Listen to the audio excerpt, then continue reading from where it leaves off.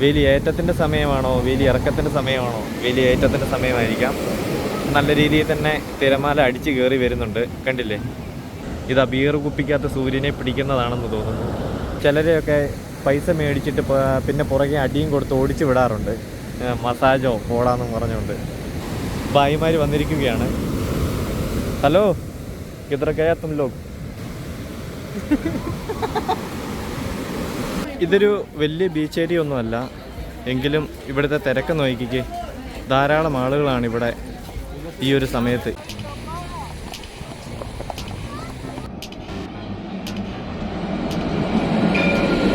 അപ്പോൾ ഫ്രണ്ട്സ്, നമ്മൾ അവസാനം ഗോവയിലെത്തിയിരിക്കുകയാണ്. ഇപ്പം നമ്മൾ താമസിക്കാനുള്ളൊരു സ്ഥലം നേരത്തെ പറഞ്ഞ് സെറ്റാക്കി വെച്ചിട്ടുണ്ടായിരുന്നു. അതിനെക്കുറിച്ച് കൂടുതലൊന്നും സംസാരിച്ചില്ല, റേറ്റിനെ കുറിച്ചും കാര്യങ്ങളൊന്നും സംസാരിച്ചിട്ടില്ല. എങ്കിലും വിളിച്ച് അങ്ങനെ ഒരു സ്ഥലം അവിടെ ഉണ്ടെന്നുള്ള ഉറപ്പ് വരുത്തി അതിനുശേഷം അവിടേക്ക് പോവുകയാണ്. ഏകദേശം ഒരു 10-15 മിനിറ്റ് കൊണ്ട് അവിടെ എത്തും. പിന്നെ അത് കഴിഞ്ഞിട്ട് ജസ്റ്റ് ഒന്ന് വിശ്രമിച്ചിട്ടൊക്കെ വേണം സൈറ്റ് സീയിങ്ങിനും അടുത്ത വീഡിയോ റെക്കോർഡിങ്ങിനും ഒക്കെ പോകാൻ. ഇപ്പം നല്ലപോലെ വിശക്കുന്നൊക്കെ ഉണ്ട്, ഫ്രഷ് ആവണം, അങ്ങനെ കുറച്ച് കാര്യങ്ങളുണ്ട്. അപ്പോൾ പ്രകൃതി ഭംഗിയാൽ നിറഞ്ഞ ഒരു സ്ഥലവും കൂടിയാണ് ഗോവ. ഒരു കേരളം പോലെ തന്നെ, മിനി കേരളം എന്ന് തന്നെ പറയാം. പച്ചപ്പൊക്കെ ഉണ്ട് ധാരാളം നല്ല രീതിയിൽ.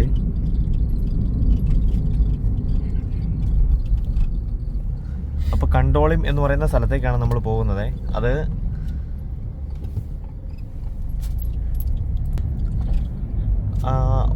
ഗോവയിലെ തന്നെ ഏറ്റവും വളരെ പ്രശസ്തമായ അഗോഡ ഫോർട്ടിൻ്റെ സമീപ പ്രദേശങ്ങളിലൊക്കെ ആയിട്ടാണ് ഇത് ഈ കണ്ടോളിം എന്ന് പറയുന്ന സ്ഥലം. പക്ഷേ കറക്റ്റ് അല്ല, ഏകദേശം ഒരു 10 കിലോമീറ്റർ റേഞ്ചിലാണ് അടുത്ത്. അപ്പോൾ നമ്മുടെ കേരള സ്റ്റൈലിലുള്ള ഫുഡും പരിപാടികളും ഒക്കെ കിട്ടുന്ന ഒരു സ്ഥലത്തേക്ക് കൂടിയാണ്. അവർ പറയുന്നത് ഗോവയിലെ ആദ്യത്തെ കേരള സ്റ്റൈൽ ഫുഡുകളൊക്കെ പ്രൊവൈഡ് ചെയ്യുന്ന ഹോട്ടൽ ആൻഡ് ബാറാണ് അവരുടെ എന്നാണ്. നമുക്കിവിടെ കാണാൻ കഴിയും ധാരാളം ഷോപ്പുകൾ ഇവിടെ വരുന്ന വിനോദസഞ്ചാരികളെ ലക്ഷ്യമാക്കിയിട്ട്. തൊപ്പികൾ, അതേപോലത്തെ കരകൗശല വസ്തുക്കൾ പോലുള്ള ധാരാളം സാധന സാമഗ്രികൾ വിൽക്കുന്നത്. പിന്നെ അതുപോലെ തന്നെ പ്രധാനപ്പെട്ട ഒരു കാര്യമാണ് ഇവിടുത്തെ റെസ്റ്റോറൻറ്റുകൾ, ഹോട്ടലുകൾ. ബീച്ച് സൈഡിലേക്ക് പോകും തോറും ഇതിന് റേറ്റും വളരെയധികം കൂടുമെന്നുള്ളതാണ് മറ്റൊരു കാര്യം.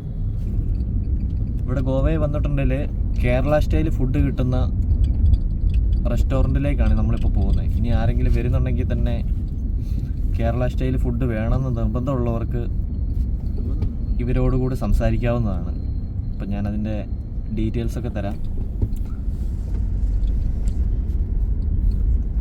ഒരു ഗുജറാത്ത് രജിസ്ട്രേഷൻ XL6 ആണ് പോകുന്നത്. ഈ ഗോവയ്ക്കൊരു പ്രത്യേകത എന്താണെന്ന് വെച്ചാൽ ഏറ്റവും കൂടുതൽ വിദേശ നാണ്യം നേടിത്തരുന്ന സംസ്ഥാനമാണ് ഗോവ. ഈ സ്കൂട്ടികൾ, ബൈക്കുകൾ, ഇരുചക്ര വാഹനങ്ങൾ ഭയങ്കര അധികമാണ് ഇവിടെ.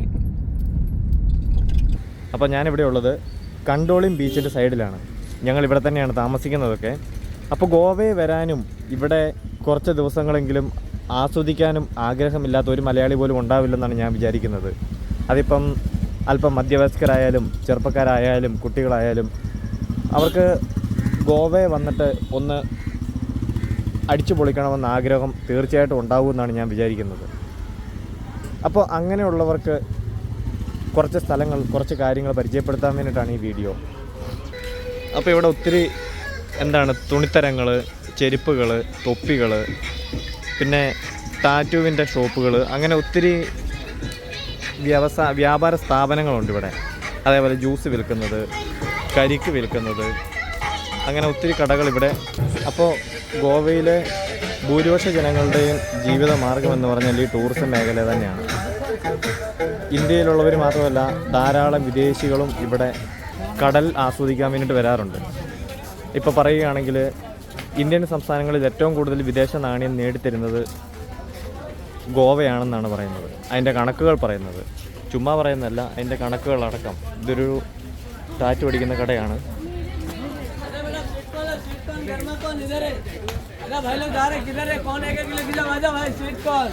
അപ്പോൾ ഒത്തിരി നോർത്ത് ഇന്ത്യൻസും അതേപോലെ തന്നെ വിദേശികളൊക്കെ ഇവിടെ കാണാൻ വേണ്ടിയിട്ട് കഴിയും. ഇവിടെ ഭക്ഷണ സാധനങ്ങൾ, കരിക്ക് അതുപോലുള്ള സാധനങ്ങളൊക്കെ വിൽക്കുന്ന ഒരു കടയാണ്. ഹായ്. ഫൈൻ.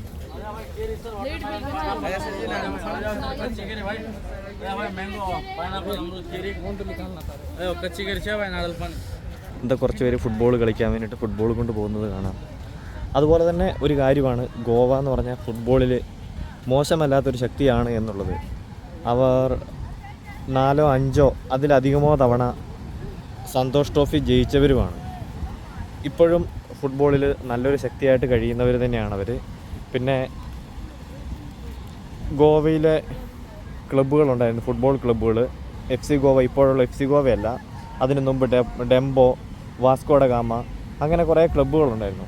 ഇന്ത്യൻ ക്ലബ്ബ് ഫുട്ബോളിനെ ഒരു കാലത്ത് ഭരിച്ചുകൊണ്ടിരുന്നത് ഈ ഗോവൻ ക്ലബ്ബുകളായിരുന്നു. ധാരാളം ബീച്ചുകൾ, 10-30ഓളം ബീച്ചുകളുള്ള ഇവിടെ ഈ ഒരു ബീച്ചിൽ തന്നെ എത്ര ആളുകളാണ് ഈ ഒരു സമയം ആസ്വദിക്കാൻ വേണ്ടിയിട്ട് വന്നിരിക്കുന്നതെന്ന് നമുക്കിവിടെ കാണാൻ കഴിയും. അപ്പോൾ ഈ കാണുന്ന ലൈഫ് ഗാർഡ്സിൻ്റെ ഓഫീസാണ്. അതുപോലെ തന്നെ ഇവിടെ എന്തോ ഒരു ബിൽഡിങ്ങിൻ്റെ പണി നടക്കുന്നുണ്ട്. ഇങ്ങനെ സീസണിലേക്ക് വരുമ്പോഴുള്ള ഇവരുടെ നവീകരണ പ്രവർത്തനങ്ങൾ നടന്നുകൊണ്ടിരിക്കുകയാണ്. ഇത് സീസൺ അല്ലെന്നുള്ളൊരു കാര്യം പ്രത്യേകം ഓർക്കണം. ആ സമയത്താണ് ഗോവയിലെ ഈ ഇത്തരം ബീച്ചുകളിൽ, ഇതൊരു പ്രധാനപ്പെട്ട ബീച്ചാണെന്ന് എനിക്ക് തോന്നുന്നില്ല, അത്ര പ്രധാനപ്പെട്ടതാണെന്ന് എനിക്ക് തോന്നുന്നില്ല. എന്നാലും ഇവിടുത്തെ ആളുകൾ നോക്കിയേ, എത്ര ആളുകളാണെന്ന് ഈ ഒരു സമയത്തെ തന്നെ ഇങ്ങനെയാണ്. അപ്പോൾ കുറച്ചുകൂടെ കഴിയുമ്പോഴേക്കും എങ്ങനെയായിരിക്കും, ഇവിടെ കാല് കുത്താൻ വേണ്ടിയിട്ട് കഴിയാത്തതുപോലെ ഇവിടെ ആളുകളുണ്ടാവും എന്നാണ് എനിക്ക് തോന്നുന്നത്. ഇത് കണ്ടിട്ട് സർഫിംഗ് ബോട്ടാണെന്ന് തോന്നുന്നു, ആ മഞ്ഞ കളറിലുള്ളത്. സർഫിംഗൊക്കെ ഇവിടെ അനുവദനീയമാണെന്ന് തോന്നുന്നു. അതുപോലെ തന്നെ മറ്റൊരു കാര്യം, ഇവിടുത്തെ ബീച്ച് ടൂറിസത്തിന് വേണ്ടിയിട്ട് ഇവിടുത്തെ ഗവൺമെൻറ് എടുക്കുന്ന ഇനീഷ്യേറ്റീവാണ്. നമ്മുടെ നാട്ടിൽ ഇത്രയ്ക്കല്ലെങ്കിൽ ഇതിനേക്കാളും മനോഹരമായ ധാരാളം ബീച്ചുകളുണ്ട്. ഈ ബീച്ച് ടൂറിസത്തിന് ഗോവയെപ്പോലെ തന്നെ സാധ്യതയുള്ള ഒരു സ്ഥലമാണ് നമ്മുടെ നാട്. അതുപോലെ തന്നെ വെറും ബീച്ച് ടൂറിസത്തിൽ ഒതുങ്ങുന്നതല്ല, മൗണ്ടൻ ടൂറിസം, അങ്ങനെ ഒത്തിരി സംഭവങ്ങൾ അവിടെ ഉപയോഗിക്കാൻ വേണ്ടിയിട്ട് ബാക്കിയുണ്ട്. ടൂറിന് വരുന്നവർക്ക് ഉപയോഗിക്കാനുള്ള, ഇല്ലെങ്കിൽ അവർക്ക് വേണ്ടിയിട്ടുള്ള സൗകര്യങ്ങൾ ഒരുക്കുവാൻ വേണ്ടിയിട്ടുള്ളൊരു മടി, ഗവൺമെൻറ്റിൻ്റെ മടി, അതാണ് നമ്മുടെ ടൂറിസം മേഖലയെ പിന്നോട്ടടിക്കുന്നത്. ഇല്ലെങ്കിൽ ഇന്ത്യയിലെ ഏറ്റവും മികച്ച ടൂറിസം സംസ്ഥാനമായിട്ട് കേരളം മാറേണ്ടതാണ്. ഇപ്പോൾ ഇവിടെ നോക്കിയേ, ഒരു ഓല കൊണ്ട് മേഞ്ഞ ഒരു കുടില് പോലത്തെ പ്ലാസ്റ്റിക്കിൻ്റെ ഷീറ്റിട്ട് ഓല കൊണ്ട് മേഞ്ഞിരിക്കുകയാണ് ഈ കുറേ കുടിലുകൾ. ഒരുപക്ഷെ ഇവിടുത്തെ പരമ്പരാഗത മത്സ്യത്തൊഴിലാളികളോ അങ്ങനെ എന്തെങ്കിലുമൊക്കെ ആയിരിക്കും. ഏതായാലും ഇവിടെ താമസിക്കുന്നവരാണെന്ന് തന്നെയാണ് എനിക്ക് തോന്നുന്നത്. അപ്പോൾ ഇങ്ങനെ താഴേക്കിടയിലുള്ളവരും ഇവിടെ ഉണ്ടെന്നാണ് ഇത് അർത്ഥമാക്കുന്നത്. അപ്പോൾ ഇത് മസാജിങ് ആണെന്ന് തോന്നുന്നു. ഇവിടെ ഇങ്ങനെ കിടത്തിയിട്ട് ആളുകൾക്ക് ഇങ്ങനെ മസാജ് ചെയ്ത് കൊടുക്കുന്ന ഒരു ഒരു രംഗമാണ് നമ്മളിപ്പോൾ കണ്ടുകൊണ്ടിരിക്കുന്നത്.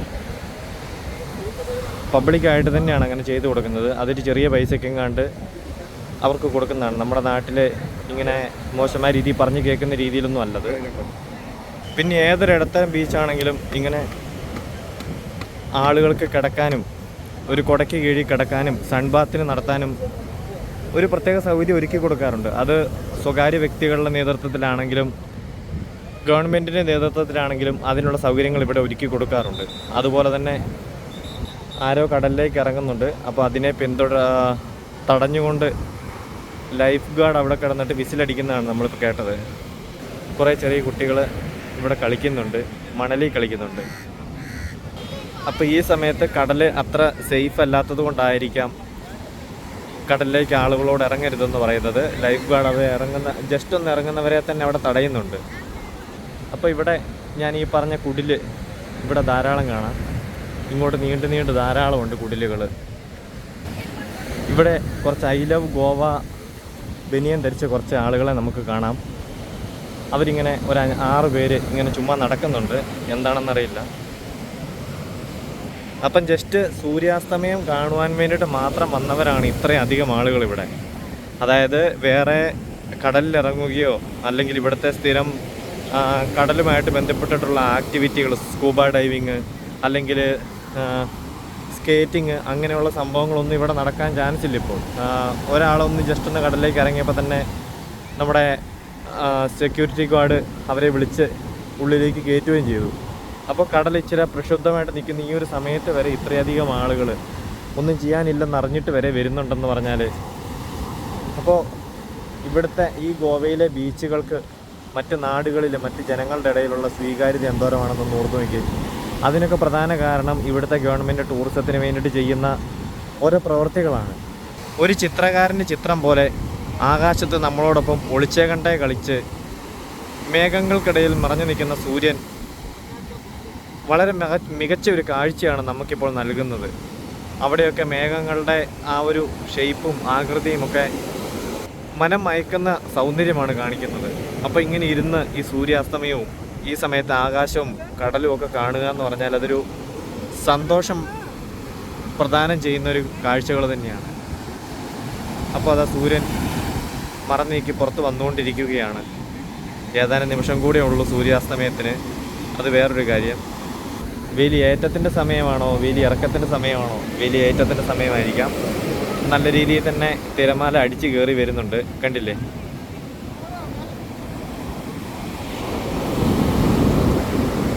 ഏകദേശം ഇവിടം വരെയൊക്കെ തിരമാല വരുന്നുണ്ട്.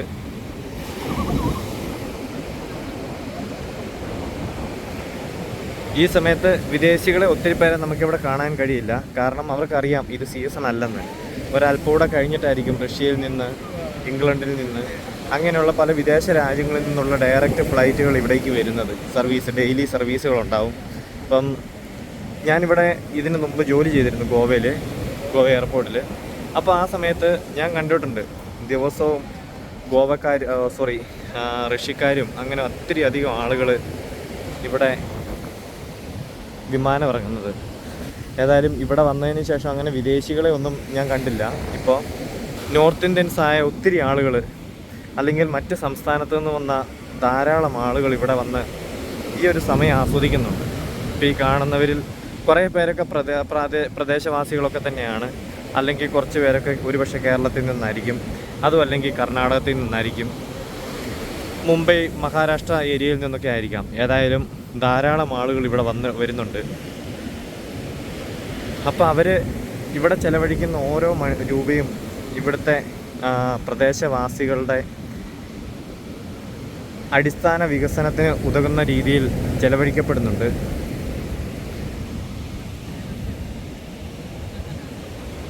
ഇപ്പോൾ മണലിൽ കൂടെ നടക്കാനൊക്കെ നല്ല ബുദ്ധിമുട്ടുണ്ട്. ചെരുപ്പ് പൊട്ടുമോ? പതഞ്ഞു തുളുമ്പുന്ന തിരമാല ഇവിടെ ഈ കടൽ തീരത്ത് നിൽക്കുന്നവരുടെ കാലുകളിൽ തഴുകി തിരിച്ചു പോകുന്ന കാഴ്ചയാണ് നമ്മളിപ്പോൾ കാണുന്നത്. അപ്പോൾ ഒരു അത്യാവശ്യം പ്രായമായൊരു അപ്പാപ്പൻ ഇതിലൂടെ ഓടുന്നുണ്ട്.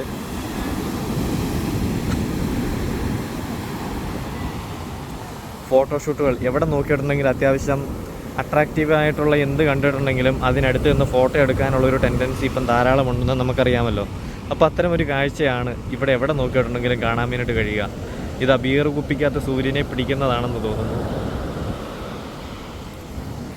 ഇവിടെ സ്ത്രീകളാണെങ്കിലും പുരുഷന്മാരാണെങ്കിലും ഇവിടുന്ന് മസാജ് ചെയ്യാൻ വേണ്ടിയിട്ട് ശ്രമിക്കാറുണ്ട്. അപ്പോൾ ഈ കാര്യത്തിൽ ഒത്തിരി പേര് ഇവിടെ വന്നിട്ട് പറ്റിക്കപ്പെടാറുണ്ട്, ഈ മസാജിങ്ങിൻ്റെ കാര്യത്തിലൊക്കെ ആയിട്ട്. അപ്പോൾ ഇവിടെ വന്നിട്ട് ചിലരെയൊക്കെ പൈസ മേടിച്ചിട്ട് പിന്നെ പുറകെ അടിയും കൊടുത്ത് ഓടിച്ച് വിടാറുണ്ട്, മസാജോ പോടാന്നും പറഞ്ഞുകൊണ്ട്. അപ്പോൾ അത്തരം കാര്യങ്ങളൊക്കെ ഒരു നെഗറ്റീവായിട്ടുള്ള ഇമേജ് തന്നെയാണ് ഗോവയെക്കുറിച്ച് പുറത്തേക്ക് നൽകുക എന്നുള്ളത് വേറൊരു കാര്യം. അപ്പോൾ ഒത്തിരി ആളുകൾ അങ്ങനെ പറ്റിക്കാൻ വേണ്ടിയിട്ട് നടക്കുന്നുമുണ്ട്. ഇപ്പോൾ സൂര്യൻ താഴ്ന്നു തുടങ്ങി. അപ്പോൾ അതിൻ്റേതായ ചെറിയ ഇരുട്ടൊക്കെ ഇവിടെ ഈ ഒരു പ്രദേശത്ത് വീണിട്ടുണ്ട്. അപ്പോൾ ഇവിടെയുമുണ്ട്. ഏതായാലും ടൂറിസ്റ്റുകൾക്ക് താമസിക്കാൻ വേണ്ടിയിട്ട് ഉണ്ടാക്കിയതല്ലെന്നാണ് എനിക്ക് തോന്നുന്നത്. ഇവിടുത്തെ പ്രദേശവാസികൾക്ക് വേണ്ടിയിട്ട് അവർ താമസിക്കുന്ന കുടിലാണെന്നാണ് എനിക്ക് തോന്നുന്നത് ഇത്. അപ്പോൾ നമ്മുടെ ഈ കണ്ടോളിം ബീച്ച് എന്ന് പറഞ്ഞാൽ അത്യാവശ്യം വലിയ ബീച്ചാണ് കേട്ടോ. ഇച്ചിരി നീളത്തിലാണ് ഇതിൻ്റെ ഘടനയുള്ളത്. അതിനപ്പുറത്തേക്ക് കുറച്ച് നിർമ്മിതികളൊക്കെ നമുക്ക് കാണാം. ഒരുപക്ഷെ വല്ല ഹോട്ടലുകളോ അല്ലെങ്കിൽ വല്ല റെസ്റ്റോറൻറ്റുകളോ അതുമല്ലെങ്കിൽ അതിഥികൾക്ക് താമസിക്കുവാനുള്ള ലോഡ്ജുകളോ അങ്ങനെ എന്തെങ്കിലുമൊക്കെ ആണോ എന്ന് കറക്റ്റായിട്ട് അറിയത്തില്ല. കൃത്യമായിട്ടൊരു കാഴ്ച ഇവിടെ ലഭ്യമല്ല.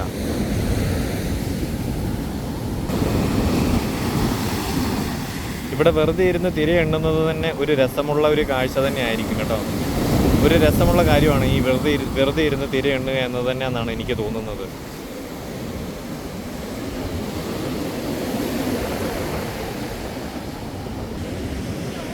എവിടെയാണേലും കുട്ടികളുടെ കളികൾ കാണാൻ ഒരു പ്രത്യേക ഭംഗി തന്നെയാണ്.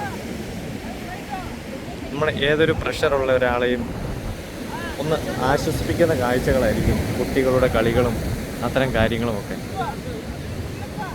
ഇപ്പം ഇവിടെയും അതുപോലെ കുറച്ച് കുട്ടികൾ മണൽ വാരി കളിക്കുന്നുണ്ട്.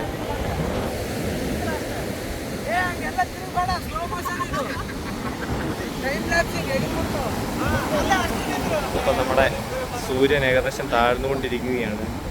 സൂര്യാസ്തമയമാണ് ഇപ്പം നടന്നുകൊണ്ടിരിക്കുന്നത്. ഏതായാലും ഒരു 1-1.5 മിനിറ്റുകൾക്കുള്ളിൽ സൂര്യൻ പൂർണ്ണമായിട്ട് കടലിനുള്ളിലേക്ക് താഴുമെന്ന് പ്രതീക്ഷിക്കുന്നു. അത്യാവശ്യം നല്ല ഈർപ്പമുള്ള കാറ്റാണ് അടിക്കുന്നതെന്ന് തോന്നുന്നു. കുറച്ച് തണുപ്പൊക്കെ എൻ്റെ മേത്ത് വന്നിട്ടുണ്ട്.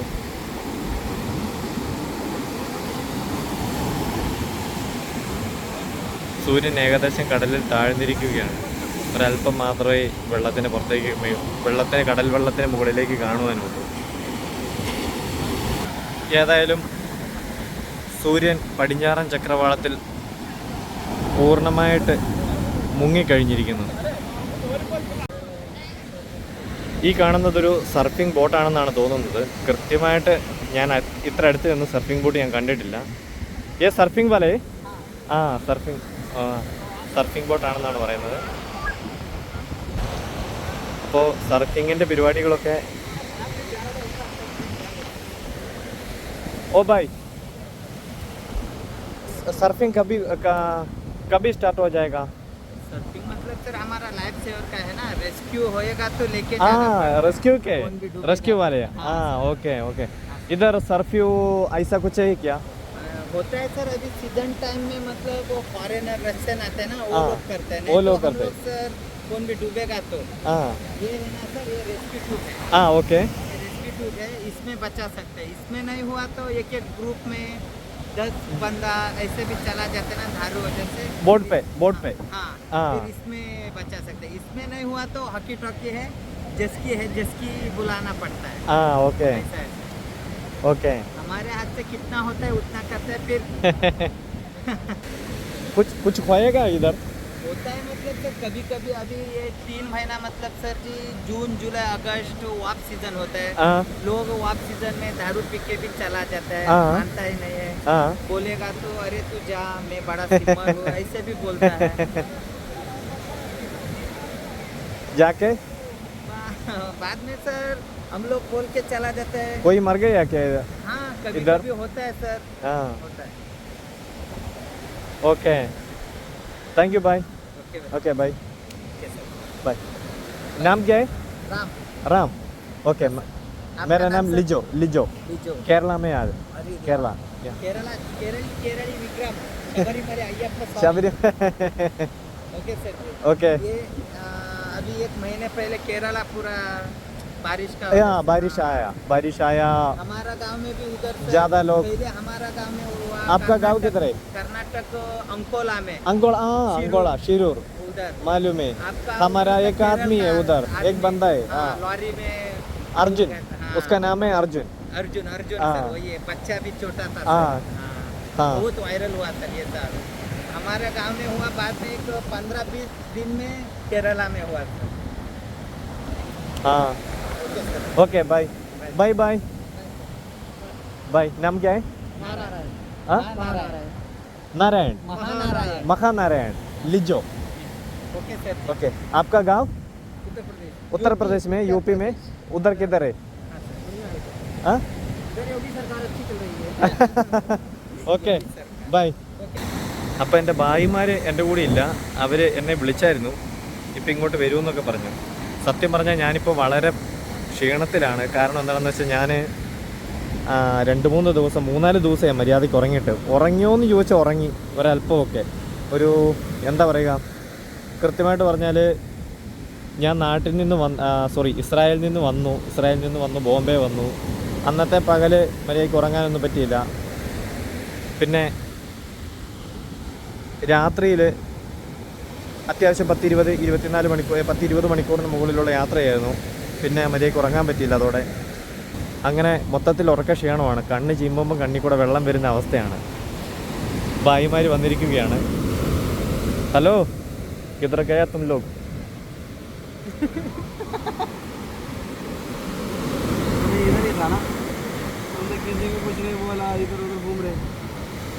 घूमने का गया क्या? अच्छा है. കടലിൻ്റെ മുഴക്കം നല്ല ഉച്ചത്തിൽ തന്നെ കേൾക്കാം. ഏതായാലും ഞാൻ പറഞ്ഞല്ലോ, ഞാനൊരല്പം കൂടുതൽ ക്ഷീണിതനാണ്. സത്യം പറഞ്ഞാൽ രാത്രിയിൽ ഒരല്പം നേരത്തെ കിടന്നുറങ്ങണം. എന്നിട്ട് വേണം നാളെ ഈ ഗോവയുടെ കുറേ ഭാഗങ്ങൾ ചിത്രീകരിക്കാനും വൈകിട്ടോട് കൂടിയിട്ട് വീട് പിടിക്കുവാനും. അപ്പം ഇവിടുന്ന് കാറിന് വേണം പോകാൻ. അപ്പോൾ ഈ ബീച്ചിലെ കാഴ്ചകൾ ഇന്നത്തോടെ വൈൻഡപ്പ് ചെയ്യുകയാണ്. ഇപ്പോഴത്തോടെ വൈൻഡപ്പ് ചെയ്യുകയാണ്. ഇതൊരു വലിയ ബീച്ച് ഏരിയ ഒന്നുമല്ല, എങ്കിലും ഇവിടുത്തെ തിരക്ക് നോക്കിക്കേ. ധാരാളം ആളുകളാണ് ഇവിടെ ഈ ഒരു സമയത്ത്. ഈ ബീച്ചിനോട് ചേർന്നുള്ള ഈ ചെറിയൊരു മാർക്കറ്റിൽ കുറച്ച് ഭക്ഷണ സാധനങ്ങൾ, കുറച്ച് പേഴ്സ് പോലുള്ള കുറച്ച് സുവനീർ ഷോപ്പുകൾ, പേഴ്സ്, തൊപ്പി, അതുപോലുള്ള സുവനീറുകൾ വിൽക്കുന്ന ഷോപ്പുകൾ, പിന്നെ ചെറിയ 1-2 തുണിക്കടകൾ, അതൊക്കെയാണ് ഇവിടെ ഉള്ളത്. പിന്നെ ടാറ്റു അടിക്കുന്ന കടകൾ, അതൊക്കെയാണ് ഇവിടെ ഉള്ളത്. പക്ഷേ നോക്കിക്കേ, ഒരു നല്ല തിരക്കുള്ളൊരു മാർക്കറ്റ് പോലെയാണ് സത്യം പറഞ്ഞാൽ ഇവിടെ എനിക്ക് ഫീൽ ചെയ്യുന്നത്.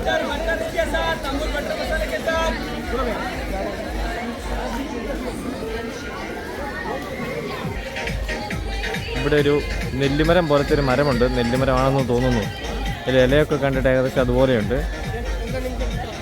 ഇതിവിടെ ഒരു മത്സ്യകന്യകയുടെ ഒരു പ്രതിമ ഇവിടെ വെച്ചിട്ടുണ്ട്. അപ്പോൾ ഇന്നത്തേക്ക് ബൈ.